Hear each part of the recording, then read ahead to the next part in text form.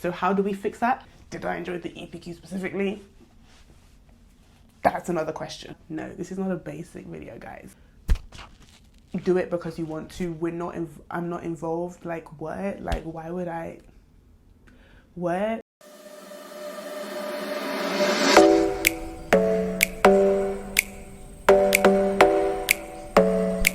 Hey wonderful people, it's me Angie. I hope you're having an amazing day wherever you are. Today, this is finally the highly requested EPQ video. Yes, it's taken me about 3 years to release this. Yes, I filmed this several times. But this one is gonna be the one I upload, God's grace, God willing. But anyway, let's get right to the video. I'm gonna split it into 5 sections. First of all, what is the EPQ? Secondly, why would you do it? Third, I'm gonna go through the resources that I use that help me the most, and I'm still using these resources whilst I'm doing essays and things like that here at university. Then I'm gonna tell you the most amazing thing, game changer, that I use that is the reason that I'm convinced I got an A star. And finally, for the bit that you guys have all been waiting for, that you really, really want, how to come up with an idea for your title, loads of ideas, like how to never run out of ideas. I know it sounds mad, but I'll tell you what I did so that you can do it too. Feel free to hop around this video to the bits that you need. And with that said, let's get to the video. Okay, so what actually is the EPQ?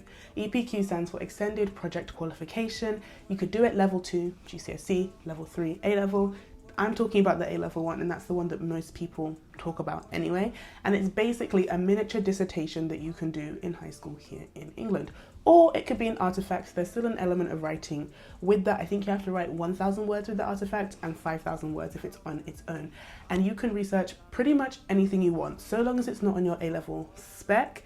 And this can be something that's really interesting for a lot of people. For example, if there's something that you want to go into, like anthropology, but your school don't offer it, you can have a time where you don't feel guilty about studying things you're interested in. And that's one thing that appealed to me, because I like studying certain things, but they're not on my spec. So if I have a reason to do it, then I can excuse myself. So now we've gone through what the EPQ actually is, let's talk about why you would do it. So there are lots of reasons people do it, and the reason that I personally did it is because some universities, for some courses, will offer you a reduced offer if you're doing the EPQ. Because the EPQ is basically 3/4 of an A-level, there's a lot of workload and there's a lot of transferable skills that will help you at university. So universities decide to bring down the offer by a few grades depending on what your EPQ is. However, but asterisk, this usually means the EPQ has to be in the same field. I did this because I wanted a reduced offer in chemical engineering, and my field was like biotech and could still be linked to chemical engineering. Some courses do not care. Medicine really said, that sounds like a you problem. Do it because you want to.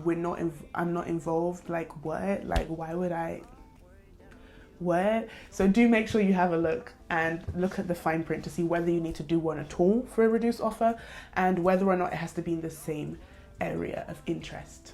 Another reason people do it is because it helps them to have like a practice before university. So you can learn how to cite things, you can learn how to use Gantt charts and think logically and all those kind of things. I still use the resources from my EPQ now in university for writing essays, but those are a few reasons why people do it. And the third one is for fun. Some people just want to do it for fun. I know that I enjoy doing this kind of thing. Did I enjoy the EPQ specifically?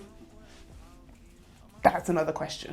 Okay, so these resources actually changed my life. I love them so much, and they are the reason I was able to write my EPQ in one go. I wrote it in 5 hours.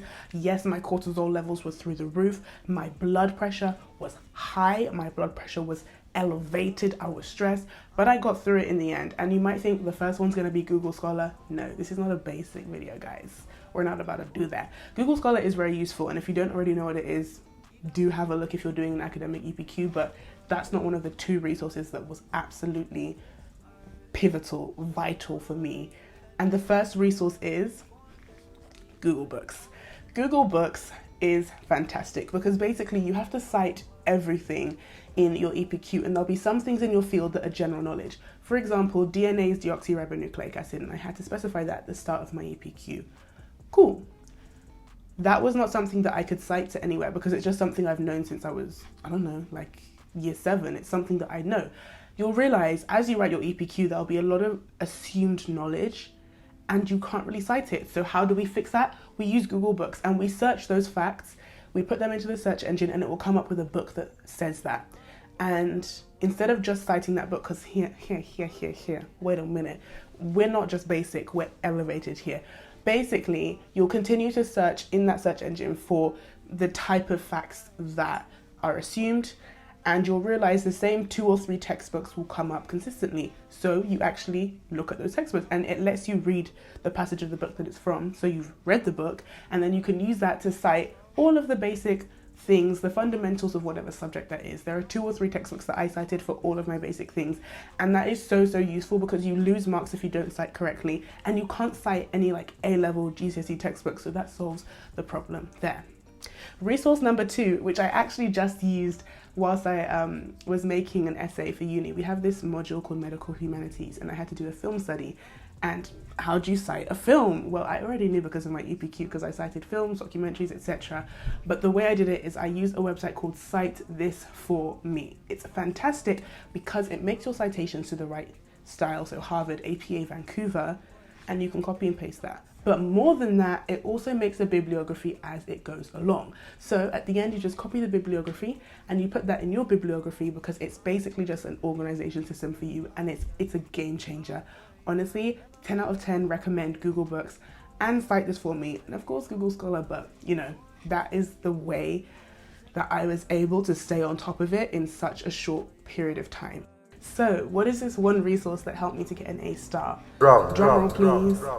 I hope I have a drum roll sound effect. It's basically this YouTube channel. I will link it down below, and it's a local teacher. Well, no longer local because now I'm in London, but it was a teacher down the road at the time that I was doing my A-levels, and he has broken down the EPQ. And I know you're like, wait, how does that help me? There are lots of different sections you have to do other than the actual write-up or artifact. For example, your production log. And it's very confusing and complicated, and I didn't feel like that was just something that I understood when it was explained in class. And what he's done is he's made every single section of the EPQ, if you've actually seen the document, you know what I mean, and he's made it a YouTube video. He's told you what they want, how to do it, and how to get top marks. And he doesn't have that many subscribers, like all things considered, so not a lot of people were using these resources. So I need you to go now, subscribe to him, and make sure when you're doing each section of your EPQ, you watch that video 2 or 3 times. You can watch it at twice the speed, and then you fill it out. And it's so useful to have someone who is an actual teacher, someone who actually marks the EPQ, who can actually break it down for you. And that was something that really helped me, other than obviously citing things properly, because that is another thing that really helped. You just need to make sure that you are filling out the rest of it as well as possible, because the difference between an A star, an A, and a B is 5 marks between each. So you need to make sure you're getting every mark that you can in order to do as well as possible. How do you come up with ideas for your title, for what you want to research? First point I want to say before I properly answer the question is that your title doesn't have to be good. You get marks for changing your title and improving it as you go along. What I did was I intentionally made my title bad because I already had the good title waiting there, and I would recommend you do the same. They want to see that it's a process, that it's a project. That's what you actually get grades for. But now we've put that aside, I have linked below a list to hundreds and hundreds of EPQ title ideas. And I'm sure you're like, Angie, wait, but those have already been done. That's not what I'm looking for. Hear me out, give me a second. Faraballah, do you understand? What you need to do is come up with topics you're interested in. So with me, I said plastic surgery, genetics, breast cancer, and CRISPR. And then you go to the right section of the website that I've linked down below. So there's a section for law and philosophy and medicine and dentistry and chemical engineering. Cool. When you're there, you choose the questions that are most interesting to you. I would say choose less than 10 because, like I said, there are hundreds and hundreds listed in each section. And from that, you switch out the words for the ones you're interested in. So for example, I chose one that said, can blank cure blank? In the first blank, I put, for example, CRISPR or bacteriophages or whatever type of biotech that I was reading up on at the time. And in the second one, I put a disease that I'm really interested in studying. For example, HIV, HER2-positive breast cancer, gonorrhea, neuro this, all of those different things. And that meant that I kept coming up with questions that I was actually interested in. And this is also useful because you cannot do any research near anything that is on your A-level curriculum.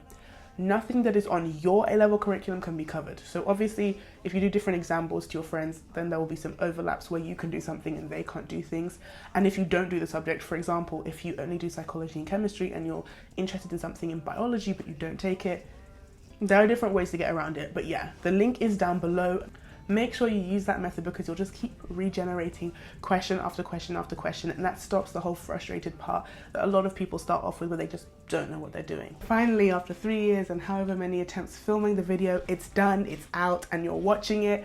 I hope you've enjoyed it. Please give it a thumbs up. That really helps me and it helps YouTube to know that, you know, the content that I'm uploading is somewhat useful to you. Share it if you care, and as always, smile, subscribe, study hard, slay hard. But before you go, comment below what you think you're going to do your EPQ on. I did mine on, can CRISPR-Cas9 successfully eradicate HER2-positive breast cancer from the human genome?